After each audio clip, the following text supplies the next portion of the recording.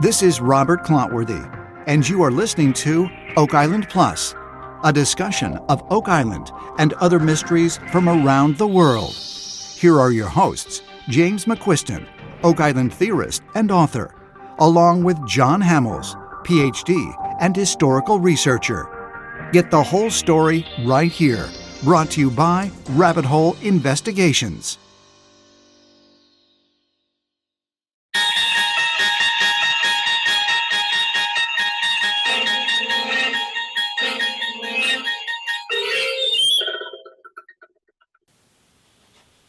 Isn't that cool? Where'd you come up with that anyways? That's too cool. Anyways. In there. All right. Well, folks, welcome back to Oak Island Plus, episode 14, Jim. And this is going to be one of those very special episodes because we're going to dig into some areas that I don't think anybody else has. What do you think? You're right, for sure. And, of course, Doc Hamels and Jim McQuiston. And before we get into it, Doc has some amazing new statistics for our show. A lot of it's due to Mr. Laird Niven. I didn't know he had so many cousins. Yeah. Laird's show we did last month is almost at 21,000 views. It's like unbelievable. And because of that, thank you, Laird. We have now almost 2,000 subscribers. We are approaching 55,000 total views. And we're getting great reviews on the comment section, Jim. Yeah, it's just, it's snowballing, and that's what we were hoping for. Yeah. So today we're going to talk about the infamous H.O. stone, and we are going to approach this from a point of view that I don't believe anybody else ever has, which is not uncommon for our shows. Not for us. But, you know, when policemen are going to solve a crime, Okay. they usually use three criteria. One is just what is the evidence, available evidence. Yeah. Then they look at who had the motive, they look at motive. And then they look at who had the opportunity, who was in the neighborhood. Right. Then. And so that's basically what we're doing with this show about the H.O. stone. So we're using a method that you could take into court. And we actually believe that you could take this evidence into court and the judge or the jury would say, yeah, you're right. Okay. So that's where we're going. The other day we were talking, it's like, how did we even get started on this? Oh, yeah. And, we've been covering so many topics in angles of the Oak Island experience, I suppose, up there. And I remember one day you had worked on the 90-foot stone with the Mary Queen of Scots code, right? And I said to you, well, what about the H.O. stone? And I think we played around a little bit with that, and it didn't feel quite right. It just sort of got put in the back burner, right? And then I was digging around on some older Oak Island sites, and I found a couple shots of the H.O. stone, which opened up a whole new story for us. Yeah, and that's what we're going to talk about today.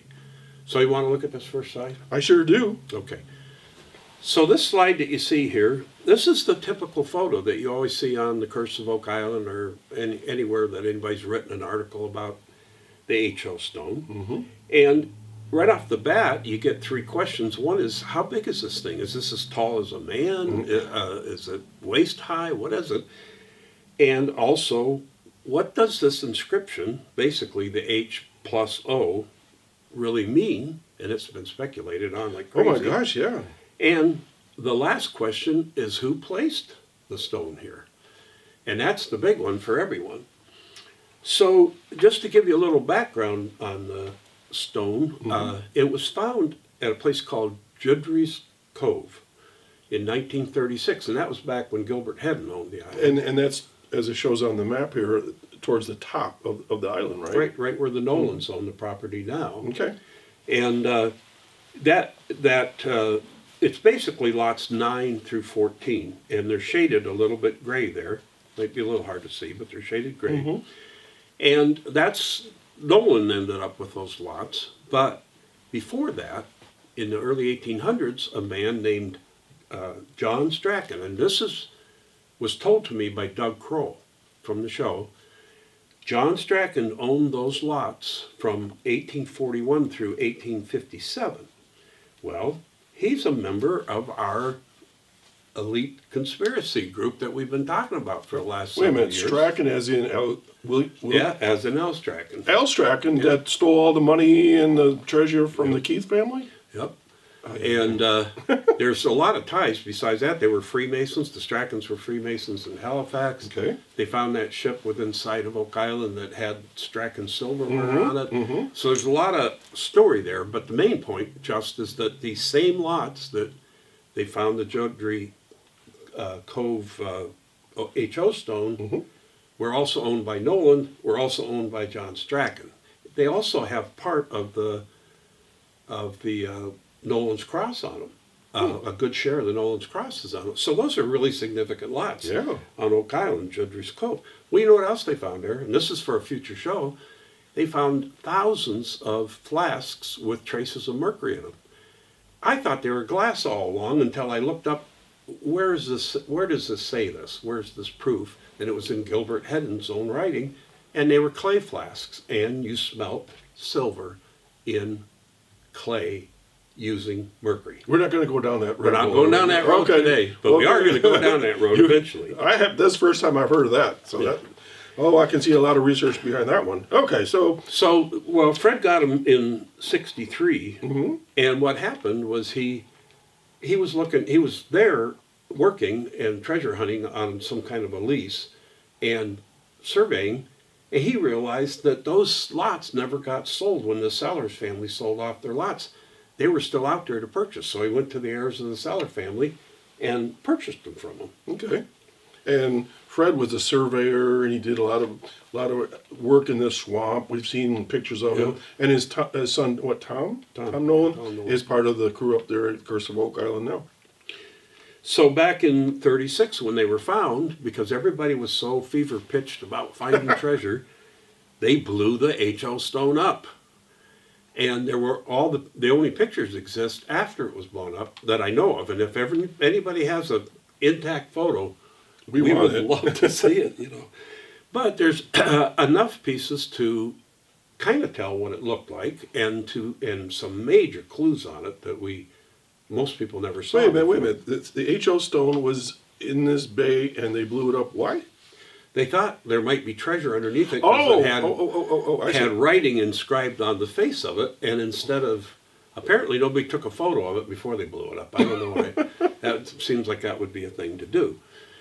But there are more pictures than just that one that you always see, and the one we're putting up right now, that shows that same HO stone area, but it has a little tag off to the side, off to the right-hand side, so it shows that the stone was bigger than we thought.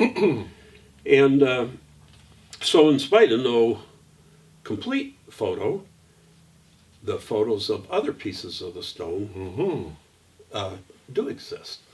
Okay. The normal photo of the artifact really gives you no good idea, but if you expand that out to the original photo, what do you see at the bottom? I don't know. It looks like a stick or something. It's a hatchet. A hatchet? And they have the stone propped up on the blade of the hatchet. Oh my gosh. So this wider view right here will show you approximately how big this chunk of the stone is, because we all are pretty familiar with a hatchet. Yeah. But if we weren't, I found an ad. Of course you did. For hatchets from 1936. And they all are either 12-inch length or 13-inch length handles. And so we averaged that out to 12 and a half. So we're taking the length of that hatchet handle and we're calling it 12 and a half inches based on this ad. So the HO stone isn't that big? No. Nope. In the pictures it looks like a boulder. I know it does. So what I did was I used the red band at the bottom of this slide is from the top of the head of the axe down to the bottom. Okay. And that's 12, we're saying 12 and a half inches on average. I just flipped that up on the stone. I had a little bit more to fill in, so I did a proportional thing to come up with another 1.5 inches. So from the bottom of the stone to the top of the stone, now this is the face of the stone, is right around 14 inches, which is about the height of guy's chin. Yeah. Chin. Yeah, yeah. Shin. Shin. Yeah. And so now we know about the size of what this All right, piece so is. this is something I could carry probably. Yep. All right. And it's just something sitting on the ground that comes up to about your shin. But the remaining pieces give us an indication of the overall size. Now, what I want to know is how'd you even know there were other pieces? Because when I was searching these old Oak Island websites before the Curse of Oak Island took over, these two photos were right next to each other, labeled the H.O. stone. And so on this slide are the missing pieces that most people watching this video, probably all of them, have never ever seen. I saw them. When I was up there in 2017, they were sitting on a pallet over by an old shed, and they were rushing me to the war room, and I said, "What are those?" And they said, "Oh, just some extra stuff we found," and drugged me away from them. And I always had that in my mind. What the heck? And I can remember it looked just like what you see. These are just sitting on a regular pallet. And so, ladies and gentlemen, James texts me with these pictures, and so begins the heart of today's episode, right? That's for sure. Because not only do we now know roughly how big the stone was overall, but these pieces can tell us what does it say and who placed it there. Okay. So these are part of what was blown up. Yeah, Okay. yeah, and those pieces were put off to the side, and the H.O. stone was put on its own. I've never seen these on the show. Yeah, I know. But we're showing them to you folks today. So I'm going to put up another slide here. And the two figures that are always talked about all the time are what you would call the X or cross and the circle with the dot. And the cross with the dots in each quadrant is often attributed to the Knights Templar. Right. And we, even in one of our past shows, thought maybe it was the Knights of Malta because a group in very Provence, France, used that kind of a cross rather than the typical Maltese cross. We're going to give you a whole new aspect on that right now. But the other one that's talked about a lot is the circle with the dot, and we know it was a symbol for gold, Right. on alchemy charts, Right. and it's been a symbol for God in several religions. Right. And when I was doing the Mary Queen of Scots ciphers for the 90-foot stone, it was even in there to represent a word. So there's been a lot of romantic speculation about what it is. True or false? A lot of these symbols have been used in a variety of ways over hundreds of years, and they're not always the same meaning, right? Exactly. And we have found a new meaning for both of them, a proven meaning. Okay. So, and we think it's much simpler. So let's start with that dotted circle there. According to a very significant book, which Doc found, called Standards of Practice of the Association of Land Surveyors of Nova Scotia. A circle with a dot in the center is considered, quote, a designation of a survey marker. Now that's right in a book about surveying standards in Nova Scotia. Right there.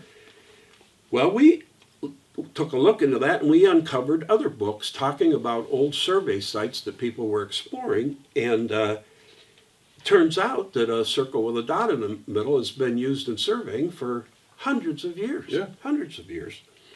And it means basically a survey post. Whether this post is metal or stone, it means there's a survey marker in this area. Mm-hmm. So we looked in some books, and these things are sometimes called a station or a benchmark. And the idea was that they would get a benchmark survey where they would start all the other surveys from, so that when they were trying to do individual lots, it wouldn't be so complex. So we have a marker here up in the top left corner. It actually combines the cross in the middle with the circle and the dot. And so we looked at these books, and we found books particularly from 1868 through 1883 were the oldest ones we could find. But here are just some of the quotes from that book. Quote, "The station is marked with a circle and a dot." Another quote, a rough dot and circle being engraved on the stone. That's exactly what There you go. the HO stone is. Another one, quote, a stone with a circle and dot engraved on it. This one really resembles Oak Island. The stone marking his station with the circle and the dot still on it, but the station having been broken up. If that doesn't describe the HO stone, I know what does. And finally, one last one, the circle and dot engraved on it marked the station. You know, the top picture there, I've actually seen one of those in person. I just happened, my brother-in-law owns some property down in Pennsylvania, and it's right on the corner of their property. And you can't remove those things by law. I know. So we can say, oh, well, we found it used commonly in surveying, and we found that it was used in the actual standards book for surveying in Nova Scotia, but what about on Oak Island? So look at this slide. Up in the top left-hand corner, you see the circle with a dot and the handwritten legend that says Survey Point. That was written in 1960 by a man named Alaric Walton, who was a cartographer out in San Diego. And he made a chart of Oak Island, and he based it on 4 principal documents. One was the original survey of Oak Island by Charles Morris, and Charles Morris's name's going to come up quite a bit. That was in 1762. Okay. The next one was a man named C.P. Roper in 1937 did a works study of what was going on Oak Island. And he probably did that for Gilbert Hedden, because that was Hedden's time period. Then the U.S. Navy actually has information. Coincidentally, we're sure it's coincidentally, it's called an HO chart. It used to be numbered 5506, but that number's since been changed. And then the fourth was written descriptions given by R.V. Harris. Now, Harris is considered by most people as the original author of Oak Island. Okay. And so that's what he used for his elements, and then he made a cartography type of a map of Oak Island, and in his legend, he put a dot with a circle and said, this is a survey point. So now we've seen it in normal surveying, we've seen it specifically in Nova Scotia surveying, and we've seen it used on Oak Island. So that seems like some pretty doggone good evidence. Yeah. So let's jump to that cross. Cross and the dots. The Knights Templar, Knights of Malta, who knows what. Everybody's got their cross. interpretation. Yeah. Well, we talked to 2 surveyors. One of them is actually a president of an association of surveyors. Okay. The other one actually surveyed one of the oldest pieces of continuously owned property in the United States. It was deeded by the king. And the family, after 500 some years, sold it for a parking lot. And he was so sad that he had to do that. And he was trying to tell him, you got to keep this, you got to keep this. But he had to do his job. And so these people know their stuff. They've been in the business for 30, 40, 50 years. And they both told us that a cross symbol is an extremely common symbol in surveying. It's one of the most like the common. circle and the dot. Yes. Okay. Because what it is it's a benchmark point where other surveys are taken from. Oh. Because what they would go in and do is they'd create benchmarks on a larger scale. Then other surveyors would come in and say, okay, from that benchmark, your property lies 100 chains this way, et cetera, et cetera. So there's thousands of these all over the world. And it's still done today on metal markers. And you had said that you had seen one. Yeah. But this one has dots around it, which has confused people a lot. And one of these surveyors told me that he thought maybe that he actually has a survey stone with the cross on it, but it doesn't have the dots. And he said his idea is that designated so many miles, like say maybe every 10 miles they put a cross with a dot. Well, guess what? It's just crazy how things happen for us. We found a cross with dots, about halfway between our house, or triangulated from our house. I live in rural Pennsylvania, Doc lives in rural New York, and this thing's on the border between Pennsylvania and New York, and we have a photograph of it. There it is. Here it is right here. You can see it was a marker placed in 1785 and 86, and these once lined the whole entire border of Pennsylvania and New York. Right. People stole them, whatever. The one the surveyor owns got knocked off by a snowplow, so they couldn't put it back together, so they gave it to him. They put a metal marker there. But you can see from this a couple revealing things. First of all, in the front holes, moss grew in there. It's pretty clear, yeah. But in the back, it didn't grow, but you can just faintly see the two circles back there. Mm-hmm. So the top face of that stone is identical to the cross on Oak Island. Mm-hmm. And the other thing that the other surveyor, the one that's the president of that association, he told me that they tested the stone and it was not quarried in America. It was quarried in England. Get out. And I think the reason, my guess, is that they didn't want somebody here to just quarry another stone like it, but stick it in a different location and say, no, that's my land. Well, or you know, whatever. you talk about land claims and provenance of a claim. So that I would suppose you say that's not American granite or whatever it was made out of. This is English, you know. Yeah, and they were the ones deciding the Yeah. border. So anyway, these exist all over. I mean, we don't know how many, but we could both drive this. Probably, would you say 15 minutes? Because it's right Absolutely. on the border down by Warren. Yeah. So we could probably drive to it in 15 minutes and stand. And speaking of being there to look at it, if you look in the top right-hand corner of the photo, you see a guy's feet in blue jeans there. So that means that stone sets about shin high to that guy. Shin high. Probably only has a couple more steps. He's going to be here, and that's just like the HO stone. If they are around the same size. So now we have absolute evidence of the circle with a dot and the cross with dots being used in surveying. So common practice. It's not like a big mystery that Right. something's necessarily hidden there or whatever. And it's certainly not anything we're making up. No, Here here it is, right here. The evidence.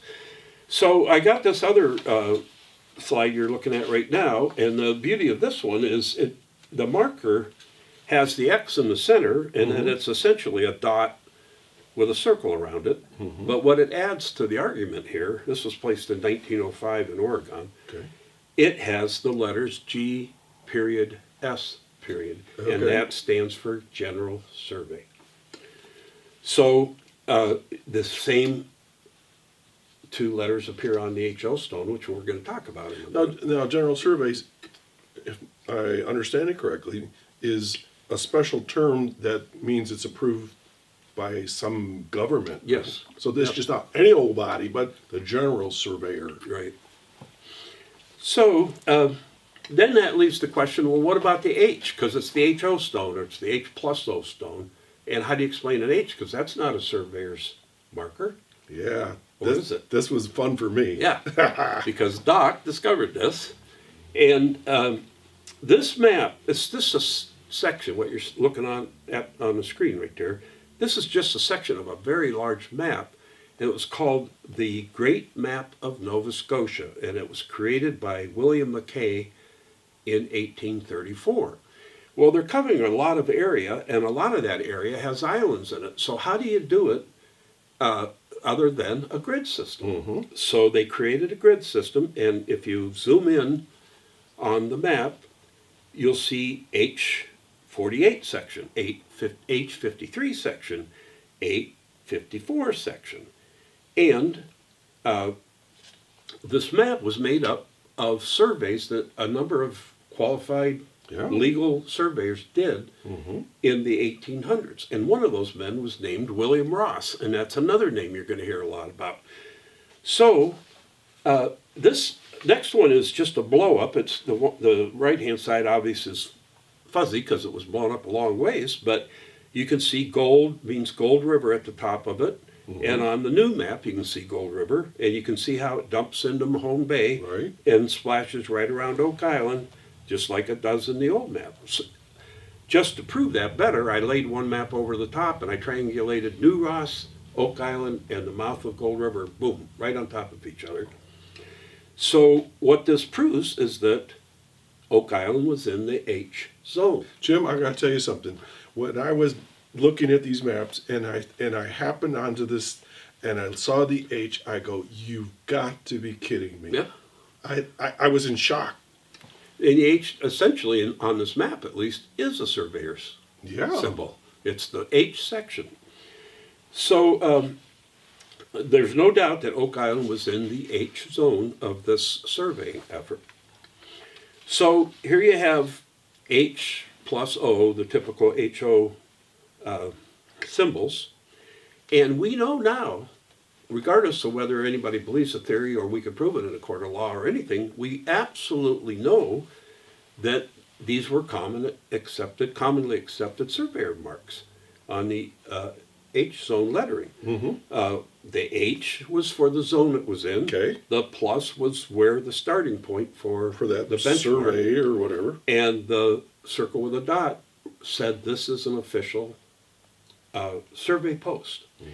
So a translation of that, the way we normally see it, could be H section starting point mark with survey post, which would make entire sense. Starting here. But it also could be that the HL stone's been shown to us upside down all this time, and it actually is O plus H and says a survey post indicating the starting point for this part of the H section. Perfect. Which would make sense, and that's why they use symbols, to condense words into a symbol that another surveyor can come along and go, oh, that's the survey post for the starting point of the H section. All right, so let me recap this for everybody right now.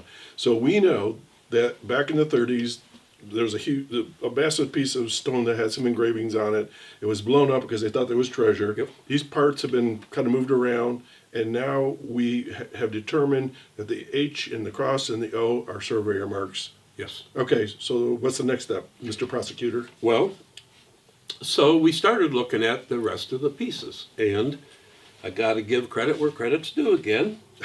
On one of the pieces are the letters G-I-I-I. Now, the stone on the right of this slide is the oldest known survey marker in Great Britain, and it has the Roman emperor's name on it. So it was common to put who was in charge of everything on that stone. I'm doing this survey for On the the behalf emperor of, right. or for the king. Who was the king during this time of this early surveying from 1817 up to 1830? George the Third. G-I-I-I. So he was king from 1760 through his death in 1820. He was one of the longest reigning kings. So there's at least the possibility that this was signed with his name to say, I surveyed this point in the name of George III, King of Great Britain. And Jim, very commonly on coins from all the various countries, they have, the Latin around the edges, and they will have G, I, or Yep. the Queen, or, that sort of thing. So this is very common. This is nothing unusual. You put the name on the coin, you put the name on the survey marker. Okay, so this stone, we can kind of say this was engraved probably during the reign of George III. Yes. Okay. And there are 4 people that you should know about. It's actually 5, but we're just going to stick with 4 right now for the surveying part of it. The first is George Ramsay. Well, he was Lord Dalhousie. He started Dalhousie University in Nova Scotia, about an hour from Oak Island. It's been associated with Oak Island in many ways. Oh, yeah. He had just left the post of Grand Master of the Grand Lodge of Scotland. Before him, his father was Grand Master. After him, his son was Grand Master. And we're talking about Freemasons. Yeah. Yeah. And down the road from that, his nephew was the Grand Master. And even just last year, the man that was a Grand Master was a Ramsay through his mother. His mother was Janet Ramsay. And if you look through Scottish Lodge history, the Ramsays have permeated, not just Grand Masters, but treasurers and historians and everything. Yeah. They're just from David Ramsay, the 5th known Freemason, the first recorded in history, 1634. 7 or something. Yeah, and then early, yeah. All the way down to the last year, there's been Ramsays involved. And so now you have a past master, he just left the post, coming to Nova Scotia as the governor, And what's he do? He starts commissioning surveys, and he specifically commissions surveys from Mahone Bay up to New Ross. Mm-hmm. The second guy is Charles Morris. Now, he was the Surveyor General, and there were three men in a row named Charles Morris, a father, a son, and a grandson. Right. And during 1816 and 17, the grandson was in charge. Well, what else you found, and we found a lot of this in the Nova Scotia archives, was a letter from George Ramsay, Yep. a little bit ticked off. He was that- not a happy camper. because the surveys were sloppy. Yeah. And he wanted more advanced, believable surveys. Mm-hmm. And one of the people that he asked to do that was William Ross. Okay. We're going to talk about in a minute. And this is all still during the reign of George III, Yes. right? But previous to this, when the grandfather came over, he's the guy that surveyed Oak Island in 1762. And he made that map that you see all the time. Right. It was adjusted in 1818, but he made it that year. And guess who was with him? James Monk, the Okay. great grandnephew of Christopher Monk, who financed William Phipps. Oh, the one we always hear about. Yeah, so it's all tied together. These were the two of the first men to be on Oak Island with a survey tool. Okay. And then William Ross became deputy surveyor in 1816, and again in 1817. And he's the man who is behind the Ross farm up by New Ross. Now, New Ross that we know of is not named for him, but the Ross farm at New Ross is. So he gets hired because the grandson Morris was doing a bad job. Yeah, Yeah. and he needed somebody he could count on, so he tested him, and we're going to show you how he tested them first before he put them on for good. Mm-hmm.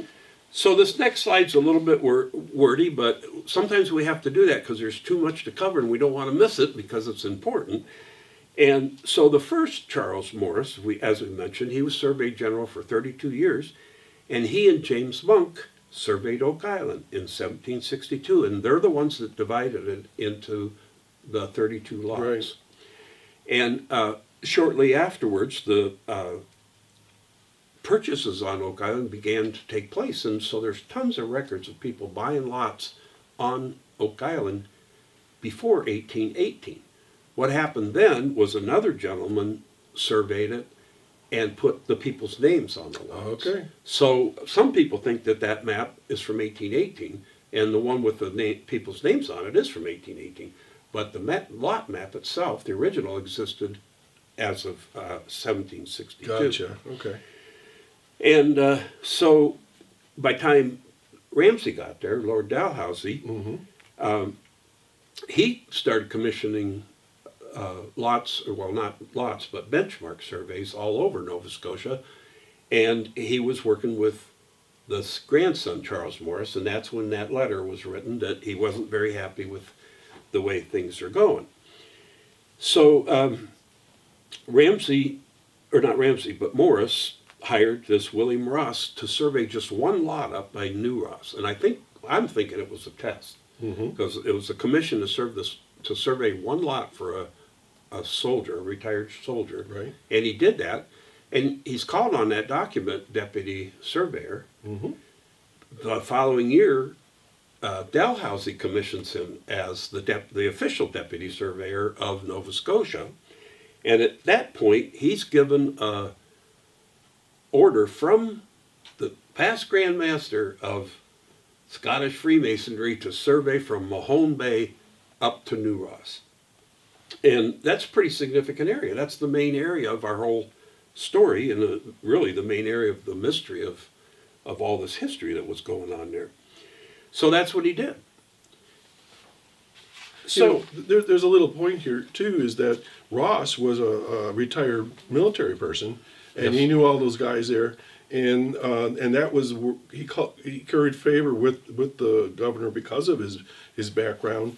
And again, that map that we saw with the H was just one small part of this huge project that Ramsay wanted done of all of Nova Scotia. So this was one section, right? and this is the section That we're looking at. that Ross got stuck with, you might Right. say. And Oak Island is in that H section. Yep.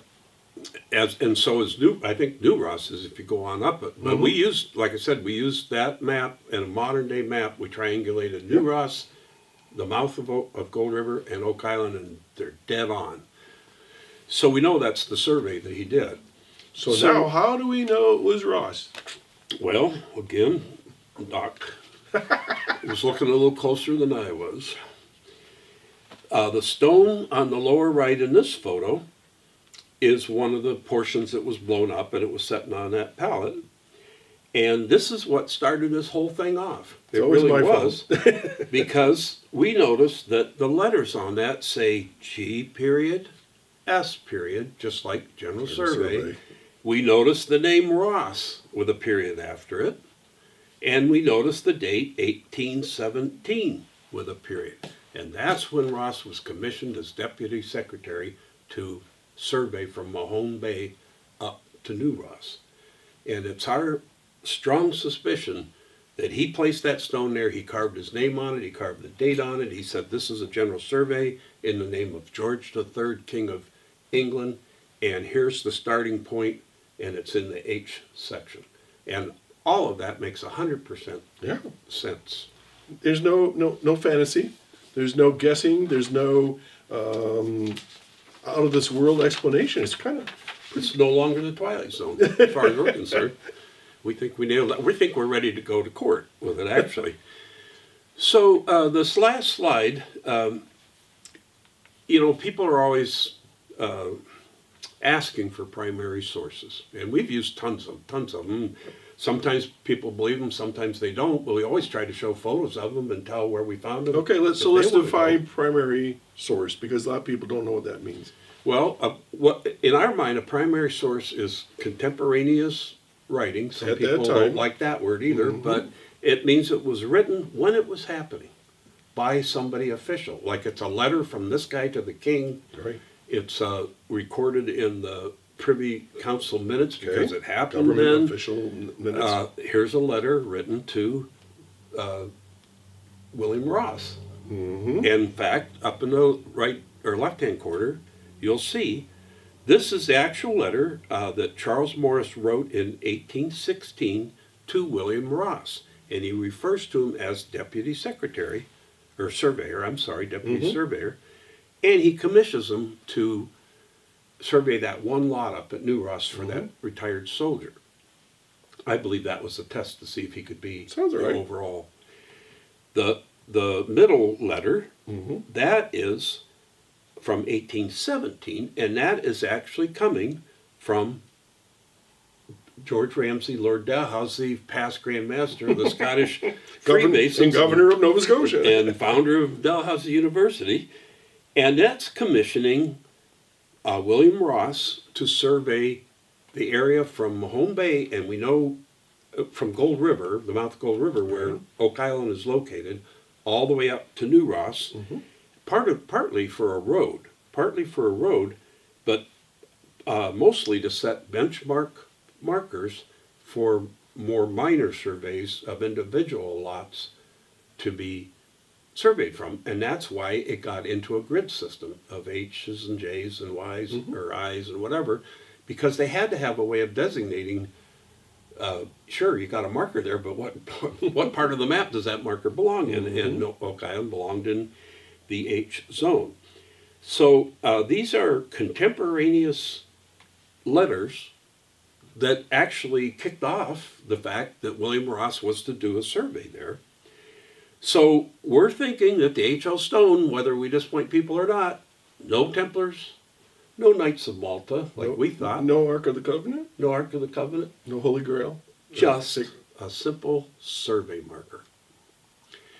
So in closing, it's pretty amazing, huh?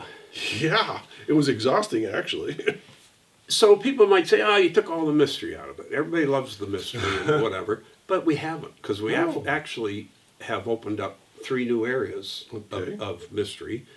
Number one is, what in heck is the Grand Master of Scotland coming over here and ordering surveys of the area from Oak Island up to New Ross? Because we know, we're 100% sure William Alexander had a estate at New Ross, and we're all interested in Oak Island, and they're about 17 miles on up, and it goes right up Gold River, and the road that he surveyed goes right up Gold It's River. not far. And so why was he there? What was his interest in this? And we told you about how Ramses have permeated Scottish Freemasonry right from the beginning. The other next question or mystery is, what was James Monk, the grandnephew of Christopher Monk, doing there, working with Morris to survey Oak Island? Why was he one of the first people that stepped on Oak Island for the English to survey that? The third big question in my mind is, why was John Strachan, who would be from the Al Strachan treasure robber, That perked my ears right up. why was he on Oak Island buying those significant lots, the lots with Nolan's Cross on them, lots with H.O. Stone on them, the lots with the clay Vessels that you're talking about. flasks with mercury in it? Why would he be there buying them from 1841 to 57? And the significance of those years is that in the beginning, the treasure hunting was somewhat controlled, but then as they weren't finding what they wanted to find, it expanded to other people working. So by 41, it would have been easier for him to purchase those lots. Gotcha. Well, by 1857 is when they closed down the Money Pit dig. He sold the lots off in the same year that they shut down the Money Pit. And the reason we know that is because a journalist went there and looked at it and wrote about it and said, it's all deserted now. I guess all the hoopla is over. Everybody went home. Nothing to see here, folks.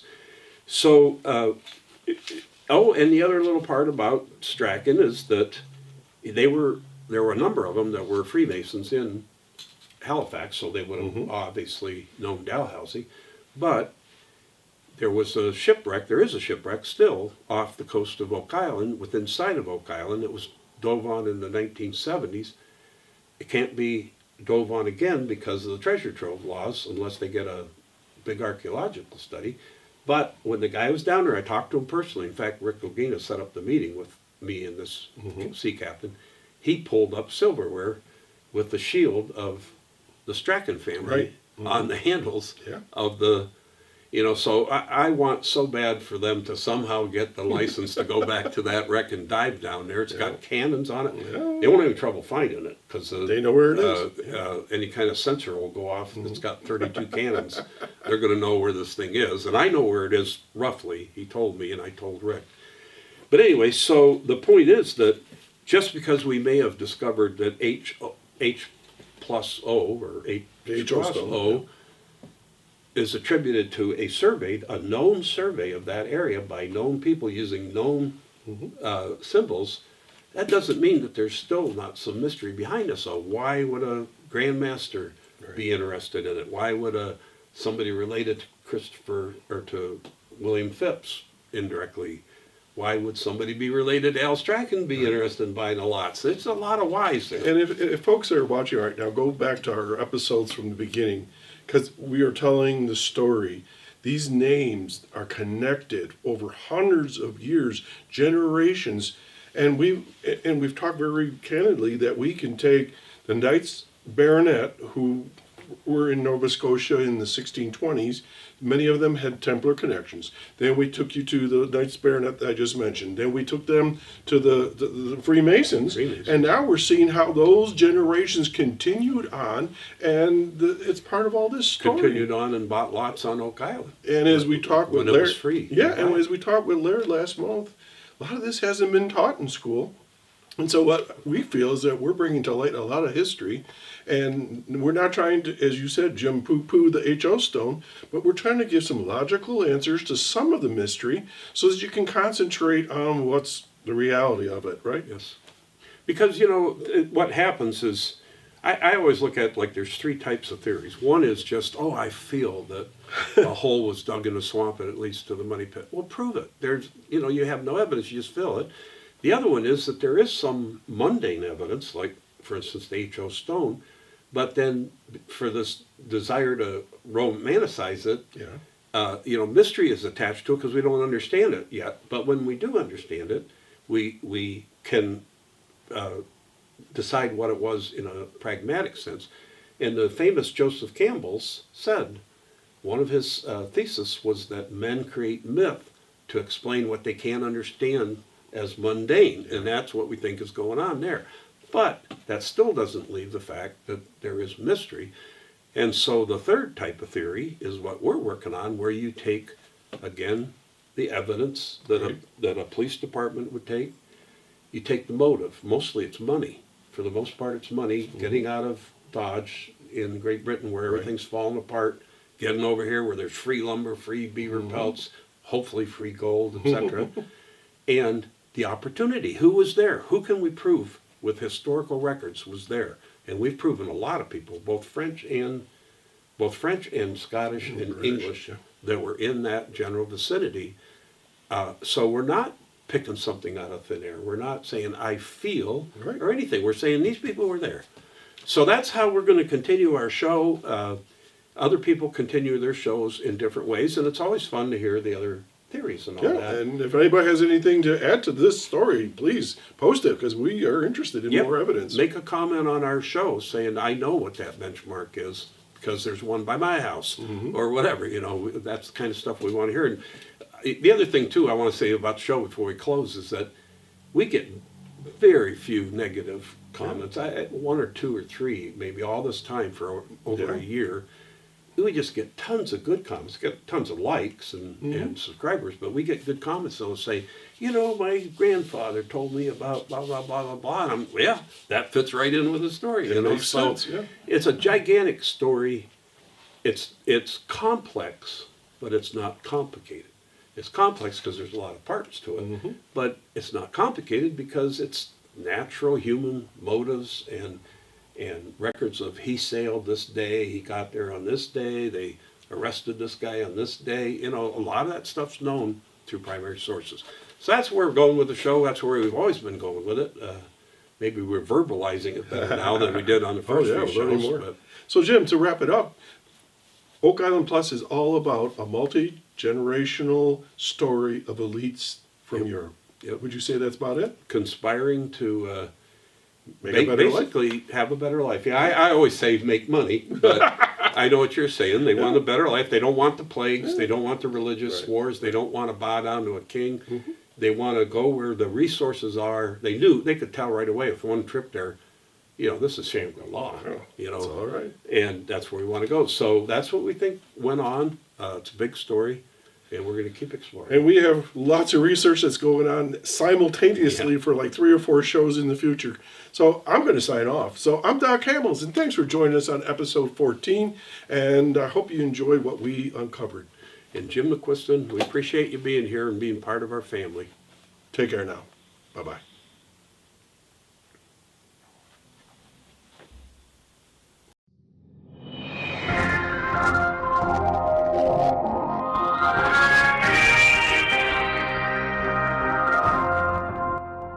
This is Robert Clotworthy, and you have been listening to Oak Island Plus, a discussion of Oak Island and other mysteries from around the world. Be sure to catch every episode.